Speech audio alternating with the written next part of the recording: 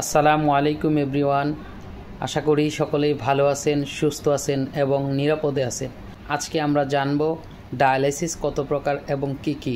সঙ্গেই থাকুন।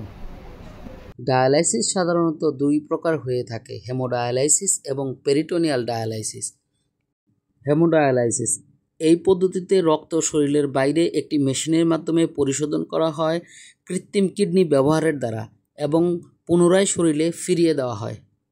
এই প্রক্রিয়াটি সম্পন্ন করতে হলে রোগীর শরীরে একটি ভাস্কুলার অ্যাক্সেস দরকার হয়, যে ভাস্কুলার অ্যাক্সেস ক্যাথেটার বা ফিস্টুলার সাহায্যে শিরা দিয়ে রক্তকে টেনে শরীরের বাইরে মেশিনে প্রবেশ করানো হয় এবং মেশিনের মধ্যে ছাঁকনি বা ডায়ালাইজার থাকে, যা রক্ত থেকে টক্সিন বা বজ্র পদার্থকে পরিষ্কার করে আবার সেই শিরাপথে শরীরে ফিরিয়ে দেওয়া হয়। ডায়ালাইসিস আপনাকে করতে হবে সপ্তাহে 2 থেকে 3 দিন 4 ঘন্টার জন্য একটি নির্দিষ্ট হসপিটাল বা ডায়ালাইসিস সেন্টারে গিয়ে।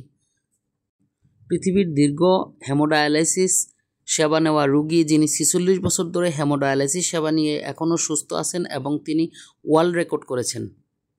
পেরিটোনিয়াল ডায়ালাইসিস এই পদ্ধতিতে পেটের গহ্বরের মধ্যে একটি বিশেষ ক্যাথেটার প্রতিস্থাপন করে বিশেষ তরল প্রবেশ করিয়ে বজ্র অপসারণ করা হয়।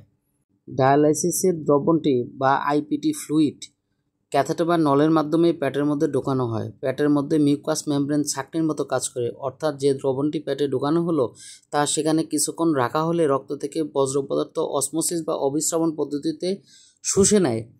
এই পদ্ধতিটি করতে তেমন কোনো যন্ত্রপাতি লাগে না, রোগী নিজে নিজেই করতে পারে এবং দিনের মধ্যে কয়েকবার করতে হয়।